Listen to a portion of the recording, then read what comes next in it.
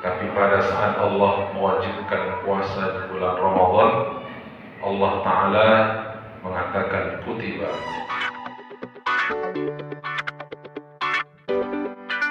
Rasulullah mengatakan bahwa berpuasa pada Ramadan itu wajib, sedangkan menegakkan atau menghidupkan malam-malamnya adalah sebagai amal yang sunnah. Jemaah yang dimuliakan Allah Ta'ala mewajibkan puasa Ramadan ini berbeda redaksinya dengan kewajiban-kewajiban yang lain.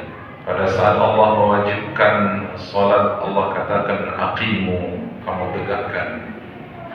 Pada saat Allah mewajibkan zakat, Allah katakan adu, kamu keluarkan. Pada saat Allah mewajibkan haji, maka Allah katakan wa atimul hajja, kamu sempurnakan. Tapi pada saat Allah mewajibkan puasa di bulan Ramadan, Allah Ta'ala mengatakan kutiba, difardukan, ditetapkan, dicatatkan dan dituliskan. Sebenarnya di dalam Quran, perintah yang dimulai anjurannya dengan kutiba itu bukan hanya Ramadan, tapi ada 4. Yang pertama adalah qisas. Kutiba alaikumul qisasu fil qatla, al-hurru bil hurri, wal 'abdu bil 'abdi, wal untha bil untha. Qisas ini adalah penegakan sanksi pidana terhadap orang-orang yang melakukan tindakan pidana. Jadi ini adalah salah satu bentuk hukum sebagai upaya mengurangi, meminimalisir terjadinya tindakan kriminal. Dalam pembunuhan, maka tegakkan kata Allah hukum qisas. Tapi sangat disayangkan negara kita tidak mengakomodir hukum Allah Ta'ala yang satu ini. Orang yang membunuh lalu kemudian dia dijerat dengan pasal-pasal yang ujung-ujungnya melepaskannya dari jeratan hukum, bahkan bisa jadi tidak ada sanksi yang menjeratkan baginya. Terus menerus terjadi pembunuhan, dan Nabi mengatakan di antara salah satu tanda-tanda akhir zaman itu, kata Rasulullah, akan terjadi al-qatlu fal-qatlu, pembunuhan demi pembunuhan. Kenapa ini bisa terjadi? Oleh karena tidak tegaknya hukum yang tegas terhadap pelaku pembunuhan. Padahal Allah sudah memberikan solusinya kepada kita. Kata Allah, kutiba alaikumul qisas, kau jalankan hukum qisas, insya Allah akan berkuranglah tindakan pembunuhan itu. Jemaah muliakan Allah, hari ini kita berada dalam satu sistem hukum yang kita anggap aneh. Jadi kira-kira kalau ibu, kalau bapak dirampok orang, lalu kemudian perampoknya bapak kejar, akhirnya kemudian perampoknya ditabrak mobil, yang dituntut masuk penjara ibu yang ngejar. Karena kata aparatnya, seharusnya perampok itu bukan dikejar tapi ditangkap saja. Bagaimana bisa mau menangkapnya kalau tak dikejar? Nanti kalau aku bilang pau, kasar kali cakap ku, Pak. Kalau dibilang bo, ibu hanya nyambung itu ya, kasar. Tapi inilah dia sistem hukum yang jauh, sistem hukum yang tidak mengenal lagi namanya etika hukum. Akhirnya apa? Akhirnya udah siapa yang mempunyai kedudukan maka dialah yang berhak untuk membuat aturan. Nauzubillah. Padahal Allah sudah memberikan solusi, tapi solusi itu diabaikan. Kalau kita sudah mengabaikan hukum Allah, ya siap-siap kita akan berada dalam kekacauan-kekacauan. Kemudian yang kedua, dalam Al-Quran Allah mewajibkan wasiat. Kutiba alaikum idza hadara ahadakumul mautu in taraka khairanil wasiyah lil walidain wal aqrabin. Diwajibkan bagi kamu untuk meninggalkan wasiat sebelum kamu meninggal dunia. Jadi jemaah muliakan Allah, kalau kita lihat ayat ini, ulama mengatakan wajib hukumnya sebelum seseorang meninggal dunia, dia meninggalkan wasiat. Wasiat dalam bentuk harta. In taraka khairanil wasiyah. Kalau dia meninggalkan khairah, kalau dia ada meninggalkan harta, maka orang yang sudah merasa dirinya dekat kepada ajalnya, dia wajib meninggalkan wasiat.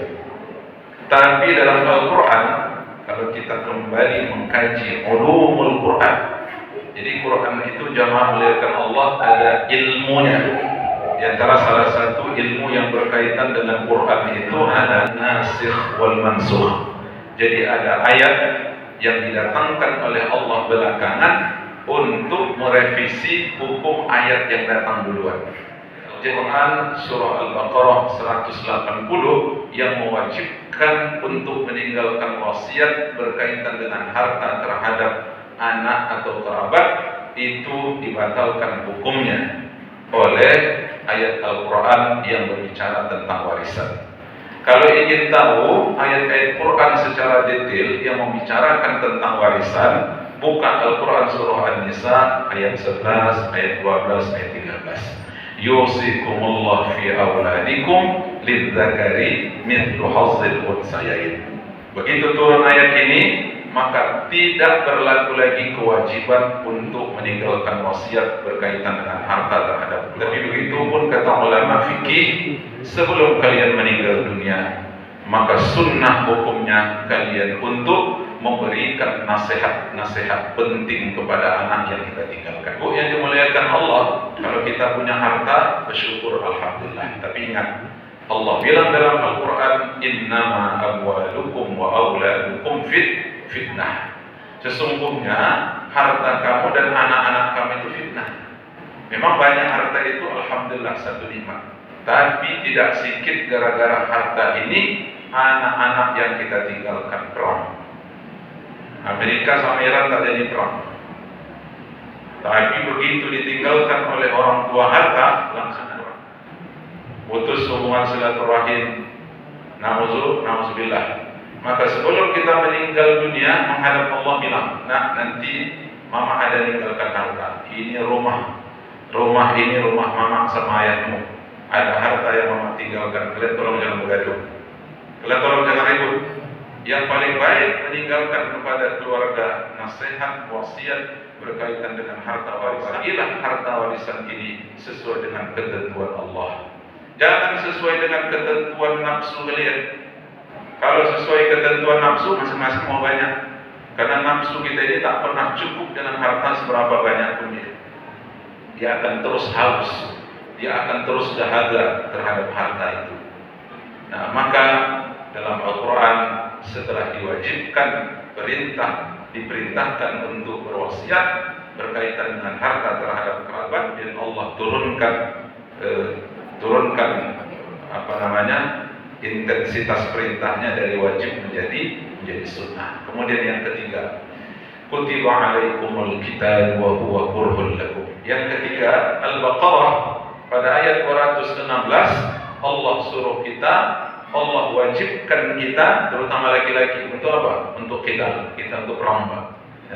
Jadi walaupun kita tidak masa peperangan, tapi kalau andaikan terjadi peperangan itu, maka kau harus ikut, kau harus siap untuk berperang. Sama ada kau suka ataupun tidak suka. Wa huwa kurhun lakum, kata Allah, berperang itu tidak mengasihkan, tidak enak. Berperang itu sama artinya dengan membawa diri kita ini pada kematian. Dan itu tidak disukai oleh nafsu. Nah, jamaah yang dimuliakan Allah, jadi kutiba itu kewajibannya sesuatu yang tidak bisa untuk kita mengelak darinya. Termasuk yang keempatnya puasa. Puasa diwajibkan oleh Allah. Allah katakan kutiba alaikumusiyam, wajib atas kamu untuk berpuasa. Hari ini kamu tidak berada di medan perang.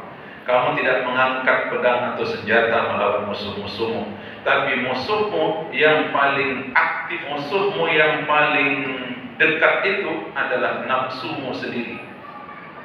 Kita hari ini sedang berjuang melawan nafsu kita. Ibnu Athaillah As-Sakandari dalam kitab Al-Hikam dia pernah mengatakan, aslu kulli maksiatin wa syahwatin wa qablatin ar-ridha 'anil nafsi. Kenapa ada orang yang bermaksiat? Kenapa ada orang yang jatuh dalam lumuran kubangan dosa dan tidak? Bukan, kata Ibnu Athaillah, ar-ridha 'anil nafsi. Karena dia terlalu ridha dengan nafsunya. Apapun yang menjadi tuntutan nafsunya, maka kemudian dia ikuti tuntutan nafsu itu. Padahal kata Allah, wa amma man khafa maqama rabbih wa nahan nafsa 'anil hawa fa innal jannah hiyal ma'wa. Kalau kau mau selamat dan kau akan dapatkan hadiah terbesar berupa jannatul ma'wa, maka kau harus jadikan nafsumu sebagai musuh. Muliakan Allah, inilah yang kemudian Allah katakan la'allakum tattaqun. Pengendalian dirimu terhadap tuntutan nafsumu akan menyampaikan engkau pada puncak predikat yang tertinggi, yaitu takwa. Akhirnya tausiah kita ini takwa. Dalam pandangan Ali bin Abi Thalib itu ada 5. Yang pertama, ketakwaan akan membuahkan al-khawfu minal jalil, rasa takut kepada Allah Ta'ala di setiap saat. Kemudian yang kedua, ar-ridha bil qalil. Takwa itu dia akan senantiasa ridha dengan sedikit yang dia dapatkan. Yang ketiga, takwa itu adalah asyukru alal jazil. Kalau dapat dia banyak bersyukur, kalau dapat dia sedikit dia ridha. Kemudian yang keempat, al-isti'dad liyaumir rahil. Siap-siap. Ada nanti satu perjalanan yang kita takkan kembali lagi ke dunia. Itulah dia perjalanan panjang, perjalanan akhirat. Singgah sebentar ke barzakh. Dari barzakh kita masuk kepada perjalanan yang luar biasa panjang, luar biasa lama, tanpa ada sebutan masa. Baru kemudian yang terakhir, ketakwaan itu adalah al-amalu bit-tanzil, mengamalkan apa yang menjadi isi Quran. Allah bilang dalam Quran, syahrul Ramadan alladzi unzila fihi al-Quran. Ramadan adalah masa Allah turunkan Quran. Oleh karena itu maka kita hari ini sedang berada pada bulannya Al-Quran. Berdekat-dekatanlah dengan Quran, bersahabatlah dengan Quran, berkawanlah dengan Quran, maka Quran juga akan menjadi sahabat dan kawan kita pada saat kita berada pada perjalanan yang panjang.